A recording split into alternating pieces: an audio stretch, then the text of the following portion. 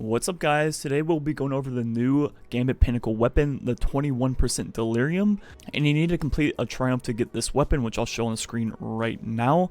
And there's really no tips or tricks to getting this quickly. You just got to play a lot of Gambit Prime or Gambit, but I recommend Gambit Prime because it's a much better version of Gambit and it goes a little bit quicker if you have an organized team, but whatever works for you. And make sure you're killing wizards because those are the envoys. Then also, obviously, if you kill primevals, that will help too to get that 100%. But let's go ahead and look at the perks on this weapon and start breaking it down. So it has rapid fire frame, the only machine gun with this perk. Then it also has this rifling right here, then extended mag, overflow, where picking up special or heavy ammo reloads this weapon to beyond normal capacity. Then it also has killing tally, where kills increase this weapon's damage until it is stowed or reloaded. Then, like all other Pinnacle weapons, it comes fully masterworked with stability, which is pretty good for this machine gun even on PC because it's 900 RPM and especially on console. I have boss spec on it right now. I might change that to major spec down the road, then I also have the shader on it. And like before mentioned, it's the only 900 RPM machine gun in the game currently. So let's take a look at how the Pinnacle perk killing tally works. Just like most perks, once you get a kill, it procs right there on the screen. Now if I reload, it'll get rid of the perk, as you saw right there. Then if I get the kill again, then swap weapons, I also lose the perk. Then just like rampage or anything like that, I get ×1, ×2, and ×3, and it caps at ×3 as you see right here. It does not go up once again. Unlike rampage though, this perk lasts forever until you reload or change weapons, so it definitely is a little bit better there.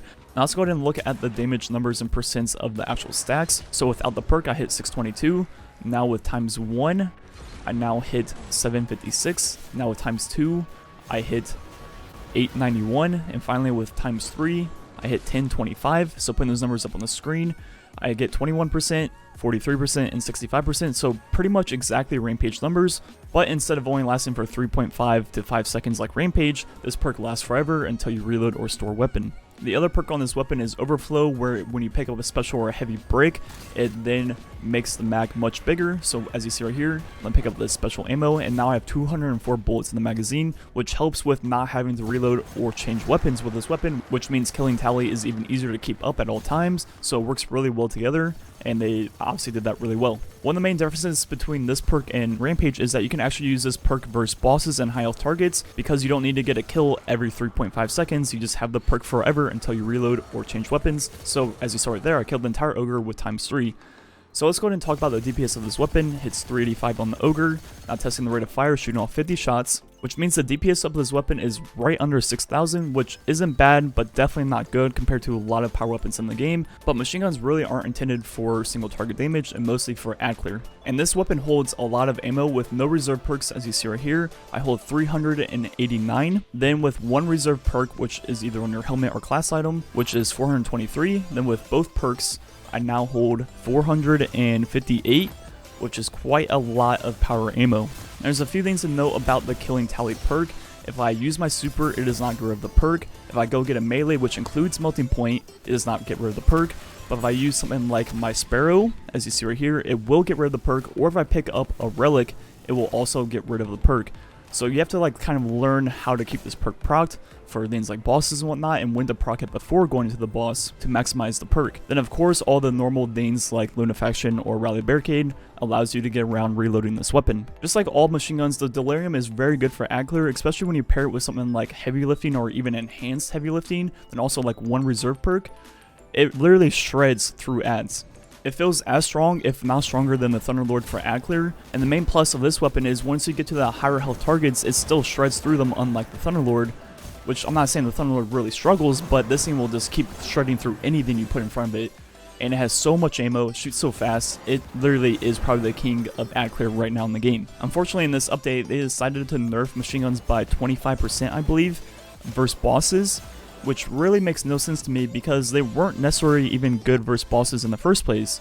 As you saw, the DPS of this weapon with ×3 was 6,000, while things like Prospector and Coil do like 17 to 20,000 DPS. So this weapon's DPS isn't even close to comparing to some of the kings of DPS in the game, and even before the 25% nerf, it still wouldn't even be close, so I don't think that nerf was really needed. The only reason I think they even did that nerf was probably for Gambit Prime, because machine guns are really good for ad clear, they're really good for invading. If they were also really good for boss damage, obviously that would be like the very obvious pick for Gambit Prime, so I can see why they would maybe do that. but at the same time, it really wasn't the best anyways. So the role of machine guns right now is very well defined as the ad clear weapon. Now that doesn't mean never shoot it at a boss, because the DPS of this weapon is very similar to like an energy shotgun or energy sniper rifle right now, and those things do well too, so it's definitely usable versus bosses and high health targets. But where it really shines is that ad clear. The rest of the video will be a bunch of gameplay clearing out ads and whatnot, just to show off in different situations, and this gun is extremely fun to use, extremely good. Like I said, probably one of the best ad clearing weapons in the game currently, and with like 400 plus ammo and 200 mag sizes, you can literally just shred through entire like rooms and strikes like it's nothing with this weapon. So, is it worth the grind? 100% yes if you're a PvE player. Now, if you're not a big fan of Gambit, obviously probably spread out the grind over several days or weeks. But if you can suck it up, definitely go for it right now. But overall, it's an extremely good pinnacle weapon, and they did really well with the 21% Delirium. Anyways, I will have this versus strike bosses up tomorrow, so go ahead and look forward to that to see how it does versus strike bosses and high health targets. Anyways, thanks for watching. Catch you guys next time.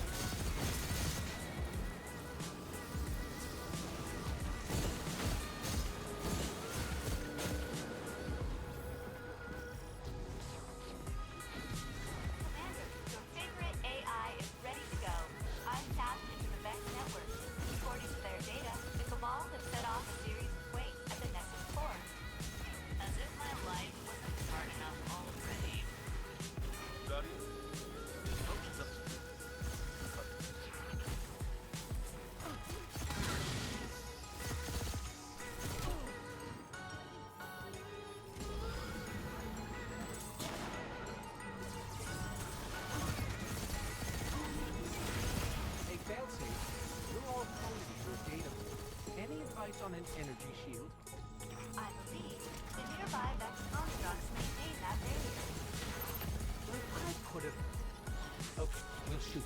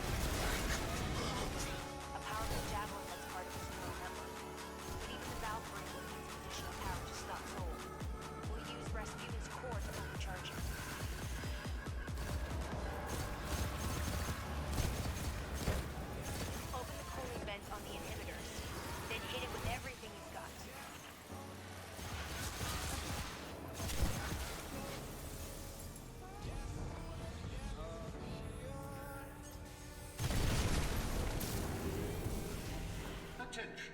Neural net inhibitor offline. Core power levels rising. Continued fluctuations will result in a critical failure. All personnel are advised to initiate safety protocols. Remember, a safe work environment is a happy work environment.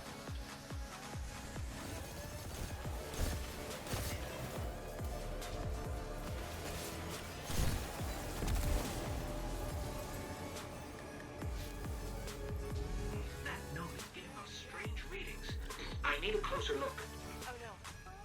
With the inhibitor offline, the neural network is going crazy. I'll try to stabilize it. Defend the area.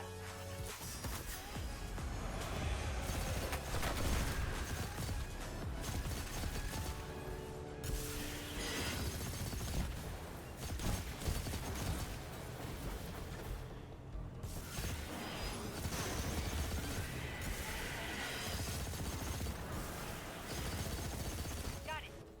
Neural net is online and ready. Now for the inhibitor vent. The inhibitor vent is open.